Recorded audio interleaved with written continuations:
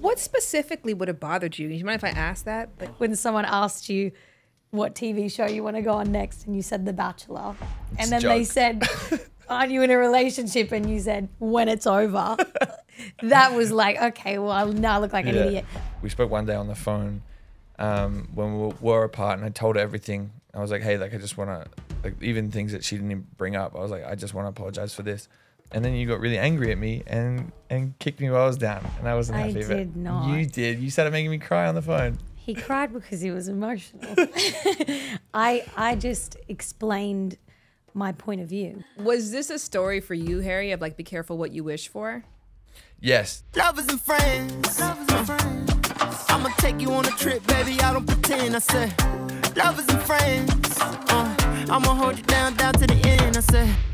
Hi there, lovers and friends. My name is Shambudram. I talk about sex, love, and relationships for a living. On this podcast, we deep dive into the subtopics of this really important part of our life. And this episode is kind of a part 2 of sorts about dating in your 20s. We covered off on this 6 months ago on an episode called Dating in Your 20s is Trash. And that episode brought this soundbite, which technically inspired the part 2 that we're about to dive into. Everything in your life is trending for you to live the life you live right now. Yeah. You guys there's 3 dudes who live together. Yeah.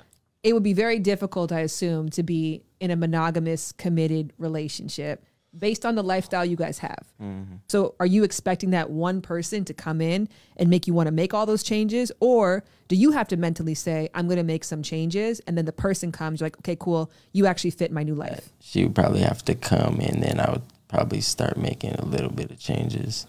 I find what people often make the mistake of doing in their 20s is they are waiting to meet the person, but they're not practicing the habits necessary to maintain a relationship with that person. So it's like me being like, I want to be in the NBA, and then I never play basketball, and then I get an opportunity to be in the tryouts, and I wonder why I don't make it. Yeah. So you're not putting yourself in a position to be long-term partner material, to learn the habits necessary for that, and you're just hoping you're going to meet the right person and we'll all click into place. It just very rarely happens that way. To me, that clip perfectly describes the struggle, the push and pull dynamic that's happening during this decade, where you want to take the benefits of relationships, but you don't want to give up what is traditionally required to be in one. You want access to sex. You want somebody good looking that you're attracted to do cool stuff with. And you probably want someone in your corner, someone to be there for you during this decade, which is stressful, where many things are in flux. But you don't want the abilities that come with that. The responsibility to that other person's feelings, the accountability to that person's expectations of you, and the agreeability, meaning the ability to put somebody else's happiness and needs over your own at times. And as a result of these 2 different worlds and different needs, what a lot of people end up doing is dating in their 20s, but in really shitty ways. They end up overpromising and underdelivering, lying, betraying, trying any way possible to have their cake and eat it too without offering a slice of sanity or happiness to their partners. And as a result of that, a lot of experts just say, don't do it. Chill. You don't have to date or commit in your 20s. Take this time. Do you. Be free. So I actually researched stats on dating in your 20s, and not surprisingly, majority of the articles were just like, here's why you shouldn't do it. And this is a pretty good summary from The Cut. So The Cut says, why dating in your 20s is terrible. These years are extremely important. You're meant to be finding out who you are and building a foundation for the rest of your life. You do not want to get caught up in someone else's problems, triumphs, and failures. And through that, forget to experience your own. At the end of the day, your 20s are the years where you do you. Be selfish, have fun, and explore the world.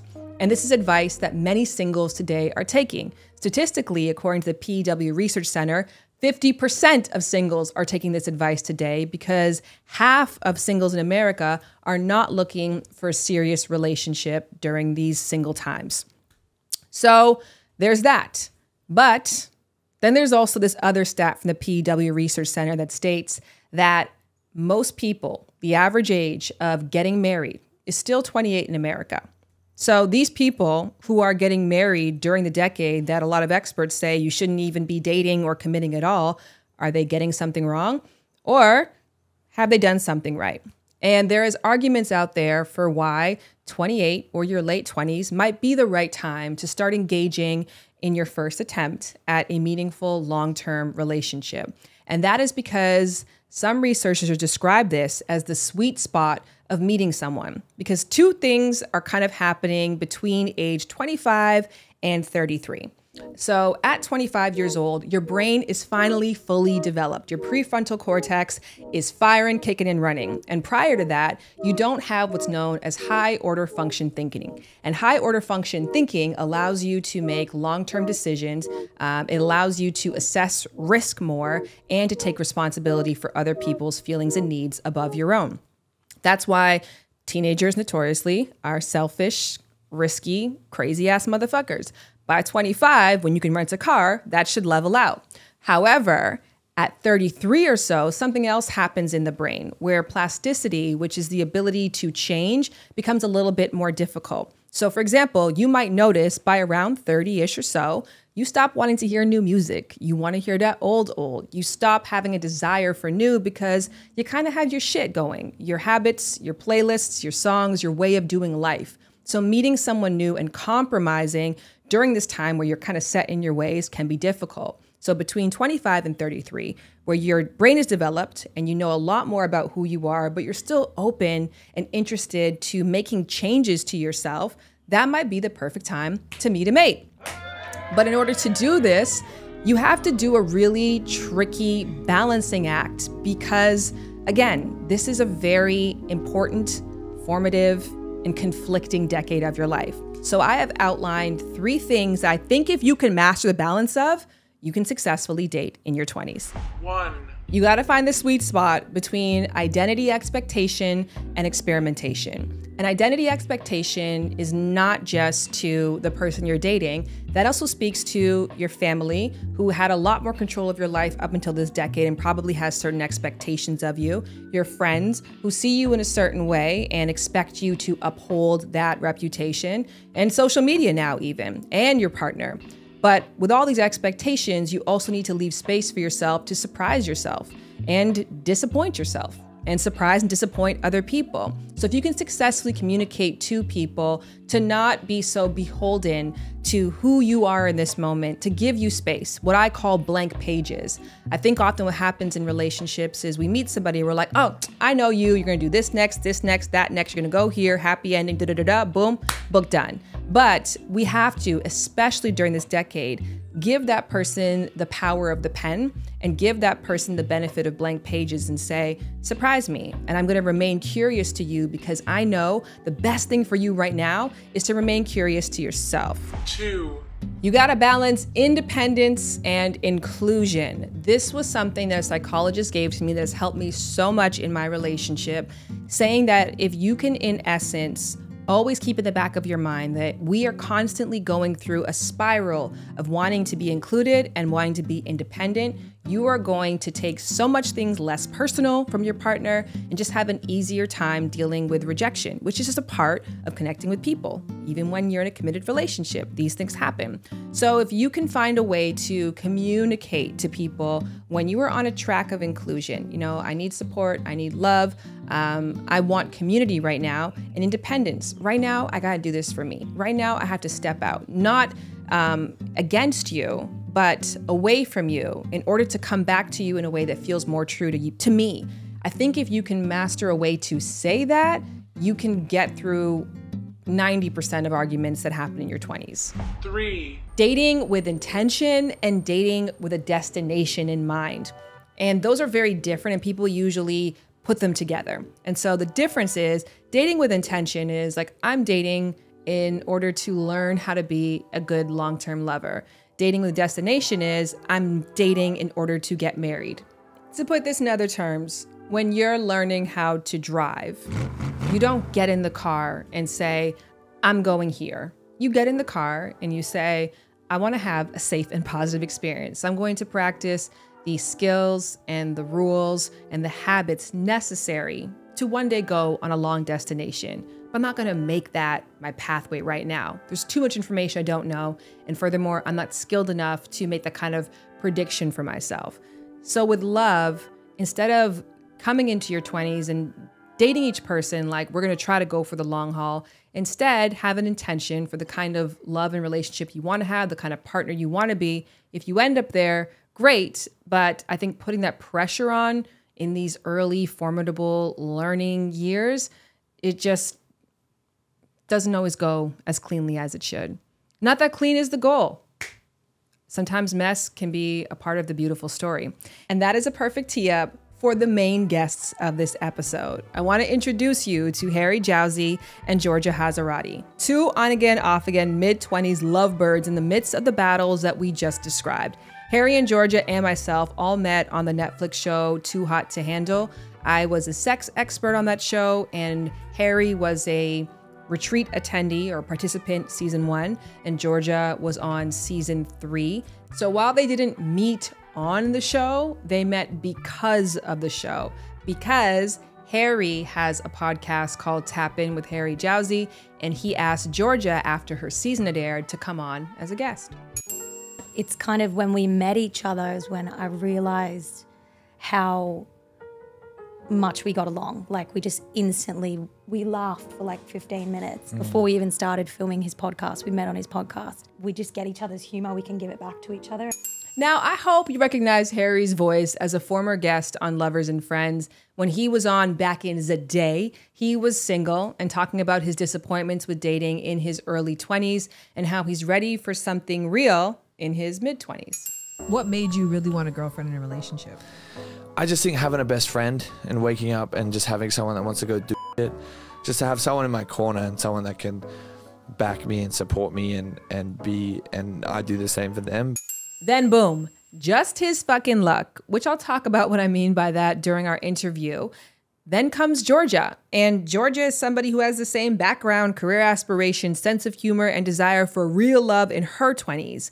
So naturally, they start hanging out. They fall in love. They have a few rom-com-esque months together before things got a little bit too real, too heavy for Harry, and he chose to call things off. But in classic 20-something style, a couple weeks after that, he made another really big call. You called me when I got back from New York because he saw me having an amazing time with my friends. Yeah. And was stalking me on all different forms of No, because when you blocked one account, it blocks all my accounts. He was watching my stories from his dog's account. No, all my accounts were blocked. Brucey Jowsey was following up on all my stories. All my accounts were blocked. You blocked them all. I didn't know your dog could use Instagram. Yeah. But no. Is that real? Yeah. For some reason, Instagram has this new thing where it says amazing. Block all the accounts that's like connected to this one. So anyone under like emails or the numbers gets blocked. So he couldn't stalk me on anything. Yeah, it was so annoying. I was making up accounts. I was like, holy shit, like Instagram's got me here. And that's where they're at today. And if you're not really clear where that at is, don't worry, neither are they. And I guess that's kind of the beauty of love in your 20s, right? I did say kind of.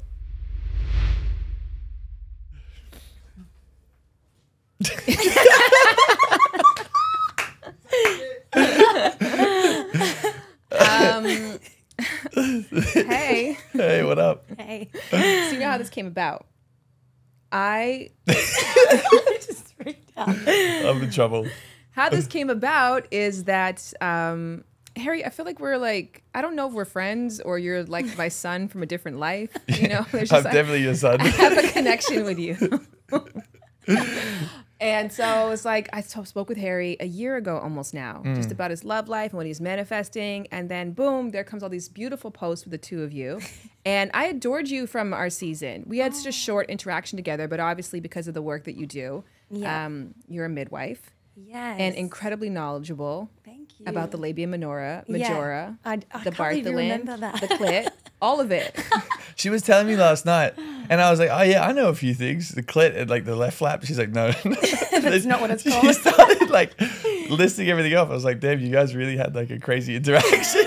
Georgia, get your shit off right now because they made it seem as if you didn't know. I know. It was like, well, I guess they probably want you to look like you don't know that much about your body. But we did have a really good conversation, which was sad they didn't put it in because I've studied about my whole anatomy and everything for years, being a midwife. And I just kept putting my hand up. And I was giving everyone a chance, but no one stepped in. So I was like, all right, I'm just going to say it.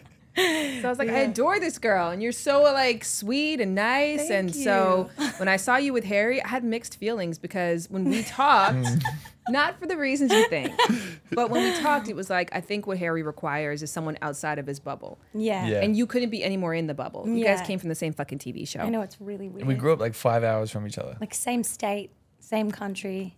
So it's as bubbly as it really weird. gets. Yeah. It's kind of crazy. It's very similar. It's very bizarre. Yeah. But then you were, within this world, you were the one who didn't fit in. Like that Sesame Street game, one of these things doesn't belong. Like you didn't belong there. Yeah, That's I why don't you feel didn't like I find really anybody did. on your season. Like Yeah. you're the too hot to handle archetype, but you're not the too hot to handle mental archetype. Yeah. I felt Physically, like that. you Thank fit. you. But I think mentally, you didn't really fit in there. Yeah. So when I saw the two of you guys together, I was like, oh, Harry's with like another like hot influencer, you know, kind of person, but it's Georgia, so it's really different and beautiful. And so then I let some time pass. I had a baby, and then I was like, I want to know about their relationship, and I want to reconnect with you. So I DM'd yourself and your manager and was like, have Harry and Georgia come on and talk about their bomb ass love. And then they were like, about that. Yeah. We broke up. And then you had me listen to the Nick podcast. Yeah. And I did. And I was like, why did Harry have me listen to this? Oh, I guess because there was a lot of people like, why'd you guys break up? What's going on? There was like, because it was such a hectic time. So I'm like, if people just listen to this, it'll be fine. But it turns out that I didn't listen to anything that Nick said. That's what I'm trying to Yeah. say. Because Yeah. Nick was like, if you love and respect her. Leave Yeah. her alone. Right. I think if you truly had a mutual breakup where you're both happy, I think the best thing, my advice to do would be to respect that and respect her and actually not reach out even when you really want to. I know. The advice that Nick gave was awesome, but I'm terrible. I'm a terrible listener. That's really good that he acknowledges that. I feel like you can see that because. But are you happy that he ignored the advice? Yeah, I am. Yeah, I think so because I feel like Okay, let's just answer the question. What the fuck is going on? We don't know. We're kind of just hanging out, see what happens. Like I feel like we're together without a label right now. Yeah, which is probably stressful. Yeah, but it's also like nicer because there's so much less pressure. Yeah. Like I feel like when we're putting things online so often, there's so much input, and that can sometimes be stressful.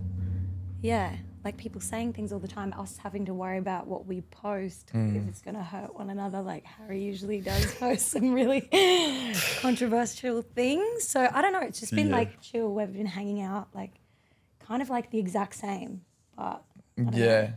But I think this time it's been a little bit better because we both sat down and listed things that the other person needs to work on. Yeah. And then pros and cons, kind of what was going on, what we need to do better, and then what she needs in the relationship as well as what I need. And I think it's been working a little bit better. We almost got in a fight last night. Not really. Just because you were No. I like, didn't expect you guys to come today. Really? really? Well, I knew Harry would come because he's my son, but Oh my I didn't God. expect, because when you're in that stage of reconciling, you Yeah. have these ups and downs, right? Like Yeah. it's working really well, and then someone does something to trigger you, and then now you're not Yeah. talking anymore, and it's awkward, and so you're like, I'm not going to come. So I anticipated it would be very normal and reasonable for you to be like, oh, I'm not coming. Well, we've been going pretty well. I think since we've like communicated a lot better, it's been easier because we're very similar and that's great, but sometimes it can be really hard because we're both very stubborn.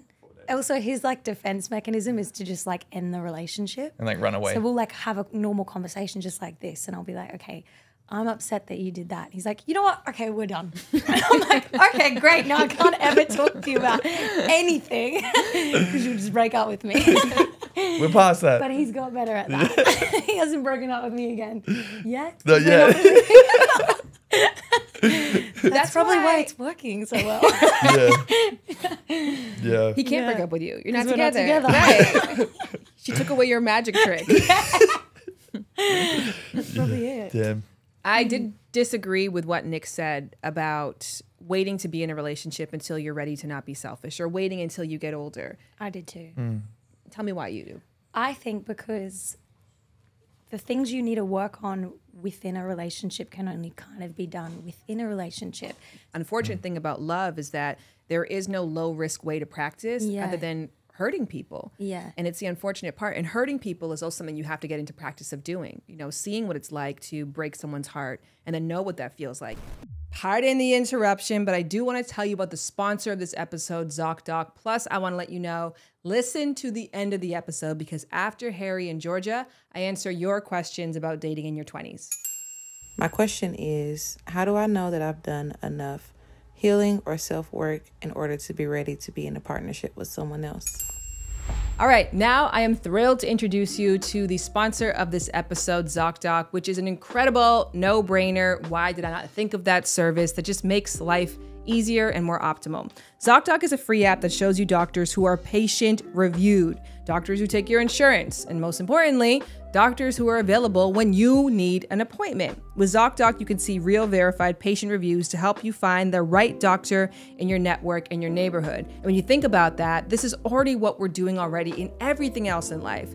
We need something, we go online, we do our research, we read reviews, and we make an informed decision. So why not do the same thing when it comes to your health and wellness, an area where you deserve the best and only you know what best means to you. So with ZocDoc, it's really as simple as, again, any other service that you already intuitively use on your phone.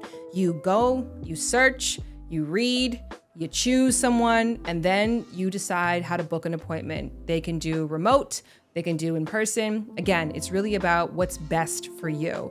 And right now, your girl's feet are acting a little funky, so I'm using ZocDoc to find myself a fresh podiatrist for my funky feet. So if you got something funky in your life or you want to keep fresh, go to ZocDoc.com.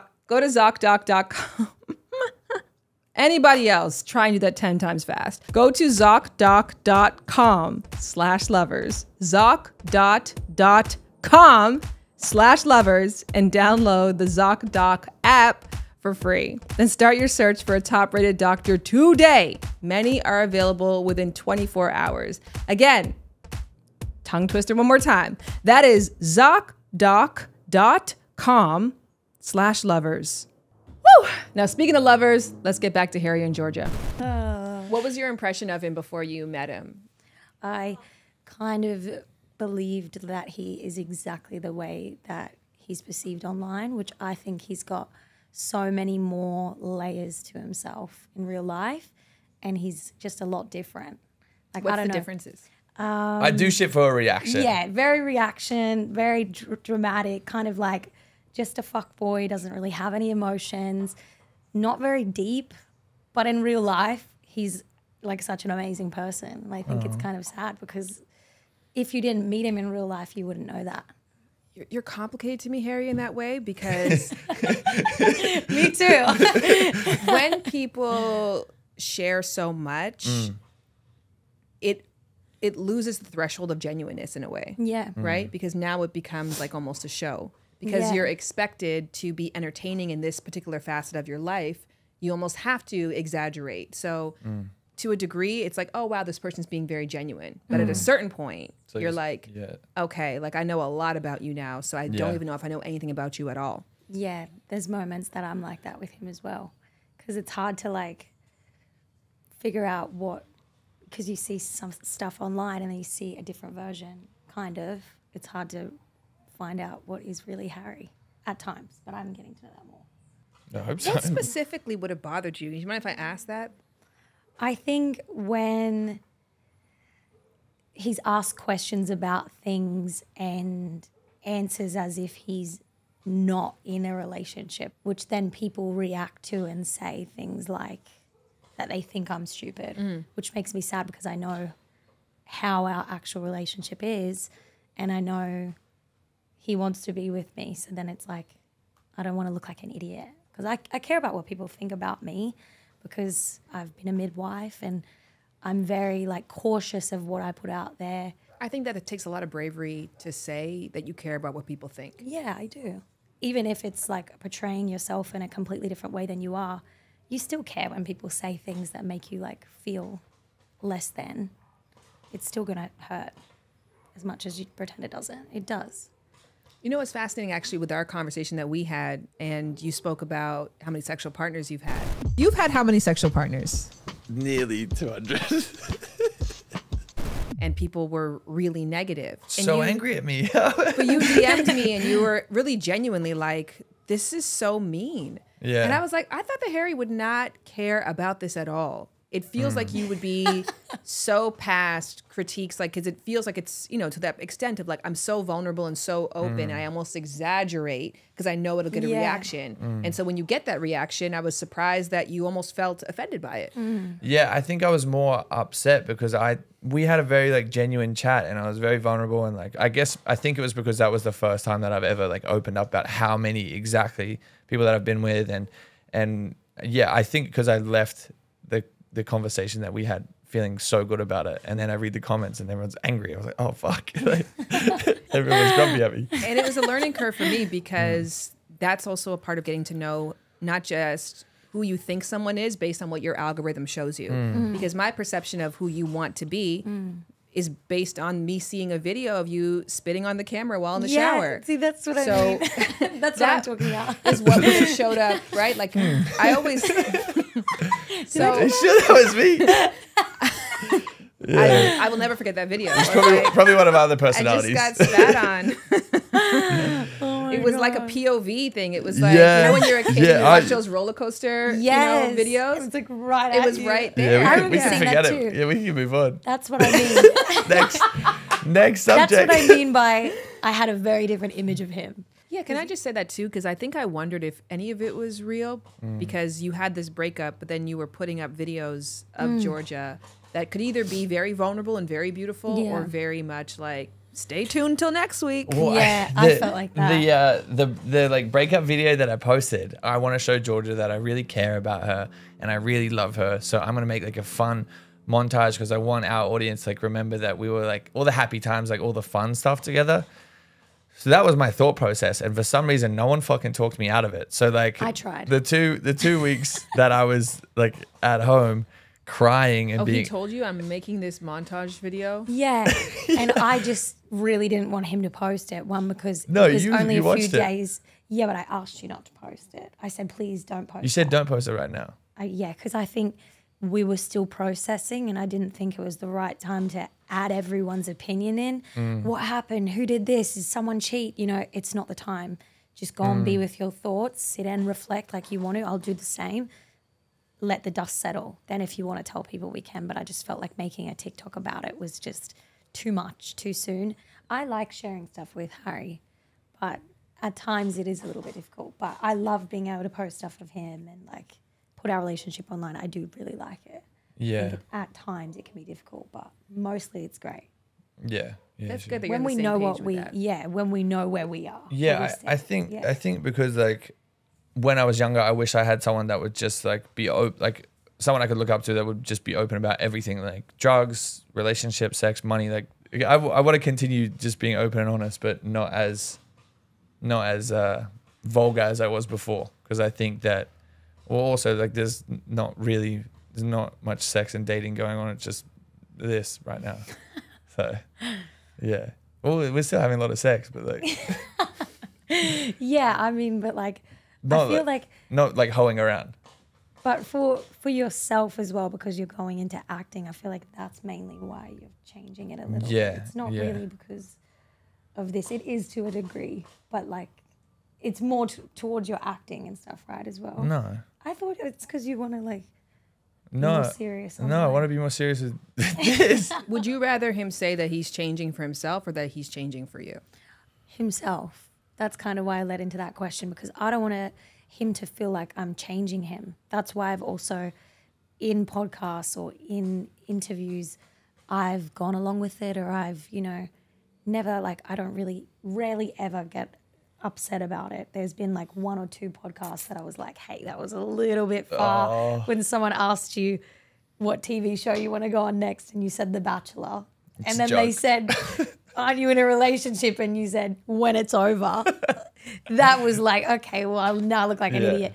So that's when it's more upsetting. Like, I don't care if he talks about people he's been with. I know he's been with people. That's fine. I've been with people too. And if people ask me, I answer that. So it's like, It's No, she's actually never been with anyone. yeah. Harry's my person. When we talked, Harry, Yeah. the thing for you was the women that I meet are superficial. They just care about money. And you wanted a best friend. You wanted somebody who was emotionally intelligent, somebody that your mom would get along with, and somebody that you could integrate into your friend group. So we had like a really clear vision of that. Yeah. So with this not working out the first try, go around, what did that teach you about what you actually need in a partner? This time around, I think that I was just so in my head about how much time and effort I need to like give my businesses and like this new career and like studying and all this stuff. And I kind of just got like so self-absorbed with being in my own head and like being focused on myself that I kind of didn't really listen to her when all she wanted to do was like hang out or like go somewhere or go like on a date. And it kind of, I think when we finished talking and I was like, damn, like I'm actually really fucking sad. Like I didn't think I would have been this upset about not having her around, but I'm like really I was terrible. I was walking around crying all the time. I wouldn't leave my house. And it was, for my productivity, it was the worst thing ever because I wasn't doing anything. I'm like, I had to call things off to be more focused on business. And now I'm like way worse. Like I've lost 2 weeks worth of work just because I've been here moping around and like eating shit food and not working out. So you ended the relationship? Yes. Yeah. Because we had a bit of it wasn't a big issue, but long story short, I just wasn't giving her enough time and attention. I saw her upset and I was like, okay, well, I seem to be. You were tired of being a disappointment. Yeah, exactly. Because I'm a bit of a disappointment. No, you're not. Was this a story for you, Harry, of like, be careful what you wish for? Yes, no, 100%. Because I remember when we were talking about it and I was like, I need a best friend. I need all this stuff. And I was like manifesting this person like appear, and then it happened. And I was like, holy shit, this is actually going to take like a bit of effort. Like I have to really think about this. It's not someone that's just going to like glue on the side of me and just be happy with like everything that I do. You had a vision for the kind of woman that you wanted to be with, but you hadn't actually put the work in to be in that kind of relationship. Right. So you had to make a lot of changes in order to get the Georgia, but you got the Georgia before you made the changes. Very true. And it didn't work. Yeah. So what happens now? So yeah, I think from this point forward, it's just been more about like listening and understanding what she needs instead of going, this is what I need. And if you can't do it, then stay away. So I think it was just more of a reflection that like, okay, like I need to be a man for her instead of a man for myself. So what I'm hearing is that you are willing to make a lot of big changes in a short amount of time to try to accommodate and keep her in your life today. Yeah. Yeah, absolutely. Why are you laughing at me? Because it's cute. No, I think he's been very different since we've gotten back together. He's listened to a lot of things I've said. I'm a big fan of people trying again with relationships, but you have to come into it and let the old relationship die. Like that dynamic that the two of you had didn't work. No. But I think it's really hard to start again immediately. Yeah. Without it being like, I'm actually coming into this a different person. Yeah. Or I have a whole different approach. And different is difficult when you've given no time or breathing room in between. Yeah. So what's going to be different for you, Georgia? I think mainly the communication thing. Because if I was very hesitant to bring things up, and then I would kind of internalize them and be indirectly upset, which doesn't help. Mainly because if I'd bring it up, we'd have that kind of argument where he would be like, okay, it's done. But he's been really good with that. So now I feel more comfortable to talk about things. So do you risk working on that while you're with her at the cost of possibly hurting her and ruining the potential for you guys to have something down the line? Or do you take time by yourself and work and then try again when you know that you've made those changes? I think with Georgia, I even offered to, like, I was like, when I was throwing everything at her. I was like, let's go relationship counseling. Like, I'll put in all the work. I'll do everything I can to make this right. She's just sitting there like, shut up. But I think that the best thing about the time apart was the amount of self-reflection. We spoke one day on the phone when we were apart, and I told her everything. I was like, hey, like, I just want to, like, even things that she didn't even bring up. I was like, I just want to apologize for this. to apologize for this. I've been going through like the motions like mentally and I just know I wasn't the best. And then you got really angry at me and kicked me while I was down, and I wasn't happy. I did not. You did. You started making me cry on the phone. He cried because he was emotional. I just explained my point of view. But Well, yeah, I guess that's also like the awkward thing to say of like, Yeah. I want to apologize for these Yeah. things. And this is all that I can emotionally handle right now. At Yeah. a later time, if there's things that you want to bring up, let's discuss it. But these are the things that I've owned, and I just want to feel good about that Yeah. today. Yeah. yeah. I think it was an emotional day, and I didn't make it the situation better. I just Yeah. made him feel more emotional. I was also upset because I was like, did you do any reflection? You're like, I have been, but I'm not going to talk about it. I was annoyed in a lot of ways because I feel like we had such a meaningful relationship, what I perceived it to be so meaningful, and the way that it ended was extremely like sudden, and we kind of were in this weird patch of like no one really had any answers, and there wasn't really a reason why it ended. It was just like a conversation like, okay, I can't make you happy. I seem to only make you upset. So like, let's not be together. But that wasn't ever what I was trying to say. And I like to communicate things out a lot. Like if Didn't I'm feel feeling a certain way. protective. Like he broke up with you for protection, but it Yeah. felt dismissive for you. Yes. And I feel like because there was a few situations before that where we would have a conversation and Harry's defense mechanism is to be like, okay, let's not be together. And then it ended up being like that. I just kind of felt like it was so easy to throw away. But we're going to try again. Yeah, of course. I feel like he has to ask me out because he never really asked me out the first time. We just like implied we were together. So this time he's going to have to ask me to be his girlfriend if it's going to be a real thing. Yeah, next year. And that's when it happens if I'm still around. Are you over the toxic love story? Yeah. Or is it still kind of fun? I think a little bit of toxicity is fun. Same. Like it keeps things interesting. And I think that, to be honest, I feel like people that say they don't like it might be Yeah. lying a little bit, because I feel like there's a level, or there's like a little bit of like that people are, that you get some validation, like the person's actually into you. Like if there's a bit of combativeness and it's a little bit toxic, and then that person like fights for you, like, oh, okay, cool, they're actually into me. Like, That's what I mean. Once you have the tools to explain it to each other, you don't don't have need to to do those engage. games. yeah. Unless you like it. I like to stress her out. Yeah, He likes to I stress want people. I want her to have grey hairs like real soon. So I'm gonna keep stressing her out. No, I'm only joking. They'll come soon if you keep going. No, yeah. I think you did like to do a little bit of that. Yeah, Every it's- now and it's then you good. just throw something out there like, I'm going to put a video up of my ex. And I'm like, okay, cool. Like just Wasn't randomly. my ex. Wasn't my ex. Oh, So I guess it's just stay tuned. Yeah, Yeah. we'll see you next month. We're we're not together. Woo! Do I have some thoughts on that last comment? But before we go there, let's take care of a couple of items of business. Item number one, thank you. Thank you so, so deeply and so much to Harry and Georgia, who came through to share their truth at a time where they weren't quite sure what that was. And that's what they do really well. They are authentic, they are real, and they're really entertaining. And if you are entertained and want to know how their love story continues to evolve, follow them on YouTube, Instagram, and TikTok. Both of their first and last names, Harry Jowsey and Georgia Hasarati, are their handles. You can go to the show notes to click that. Actually, fun fact, I want to share this from the end of our interview. So as I mentioned, they both met on a reality TV show that was about their life as singles. So I asked them if we were to follow along with their theoretical reality TV show about their life as a couple, what would we call that show? What would you name it? I don't know. What would you name it? Well, we call each other Bronchi. Oh, yeah. One night we were in bed and I was like, something about, I just brought up, I said thought he had bronchitis. bronchitis. Yeah. And then I shortened it and said, oh, bronchi.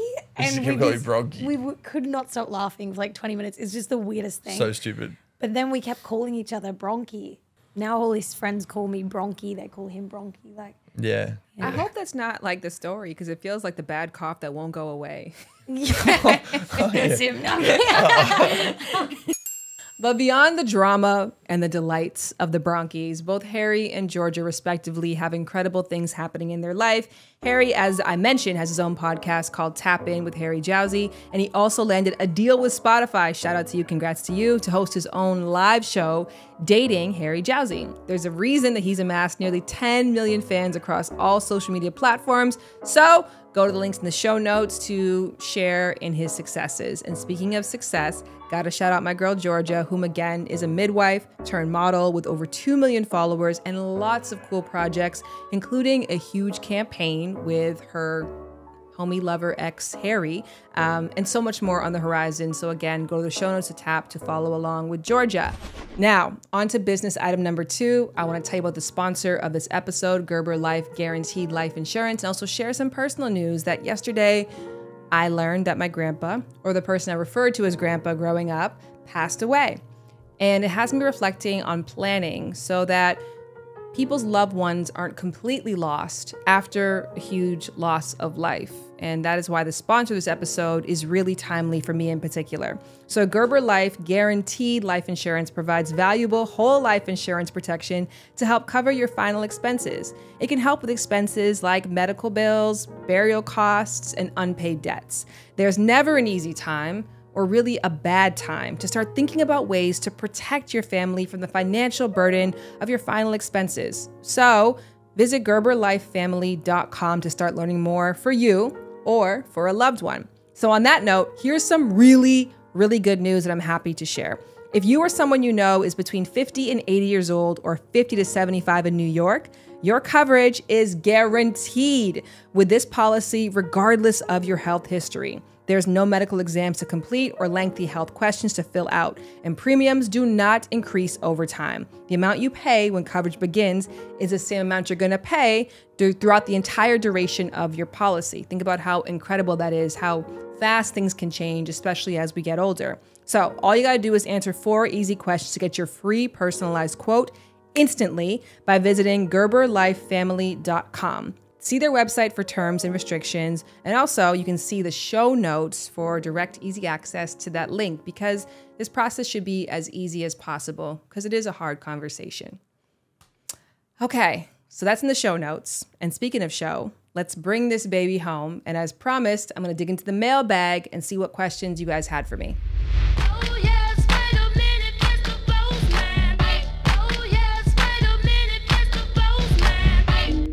My question to you, Shan, is I am 25 and I know that eventually I would like to get married.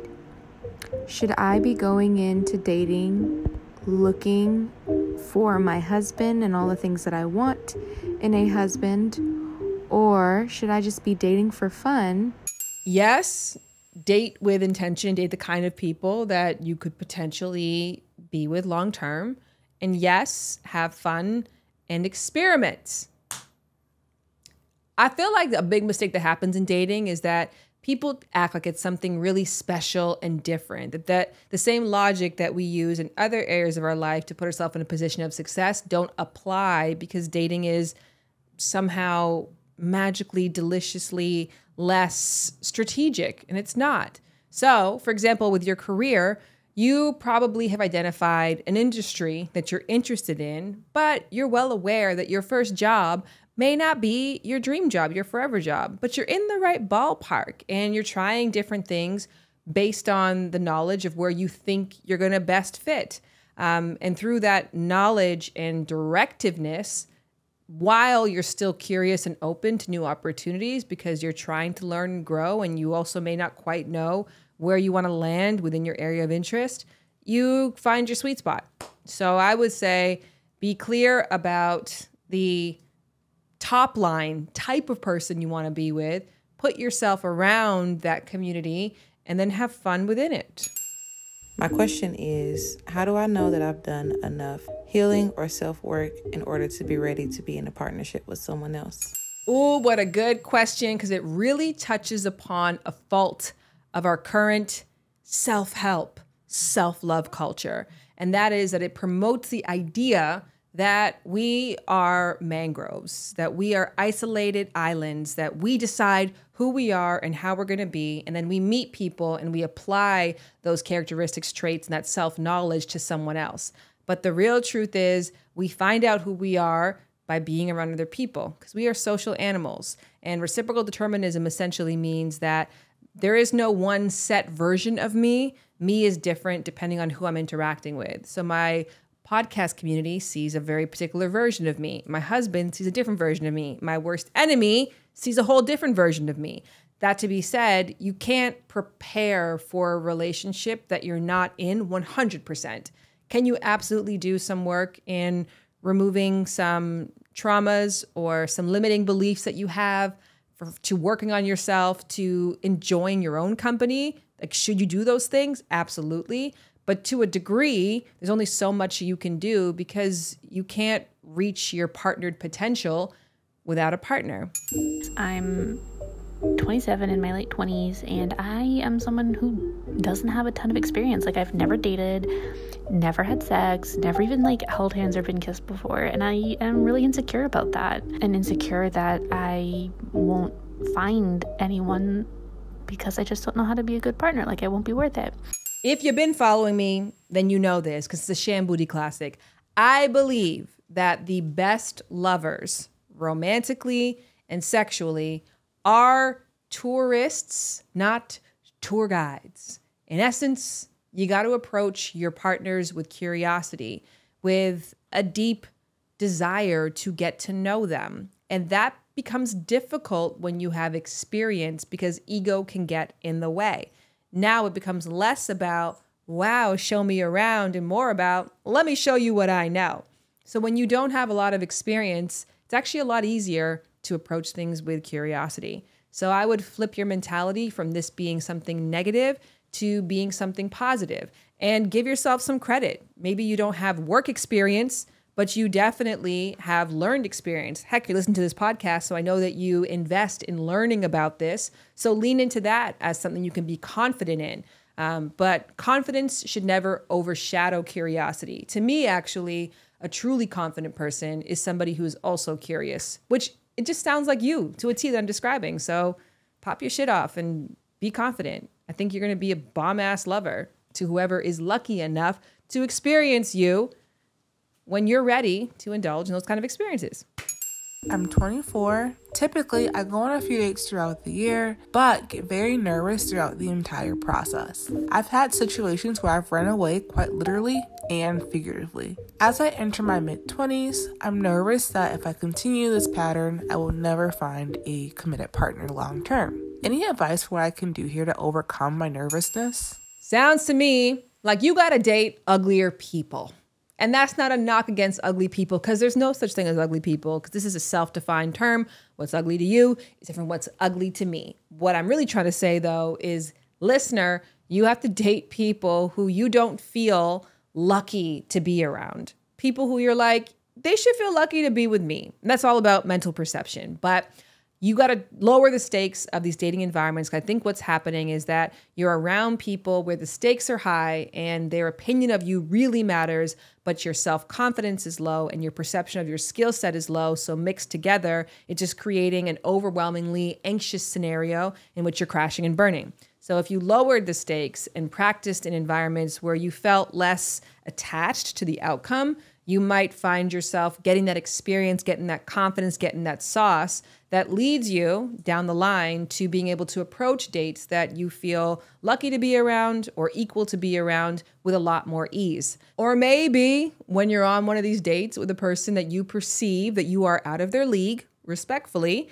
you might find that this game is more your speed, that this kind of person, you know, who has attributes that you didn't prioritize in the same way that you are overhyping the people who are making you nervous, is more your flow. I often say a huge mistake people make in dating is they focus so much on who they want the other person to be versus who they want to show up as in relationships.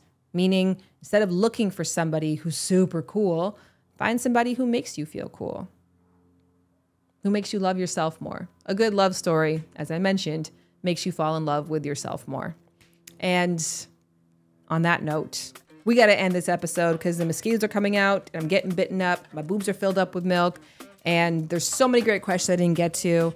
But if you enjoyed this, did you enjoy this? I know the Q&A thing, the mailbag stuff, a lot of podcasts do it. And unless the questions are directly related to you, sometimes it can feel tiresome.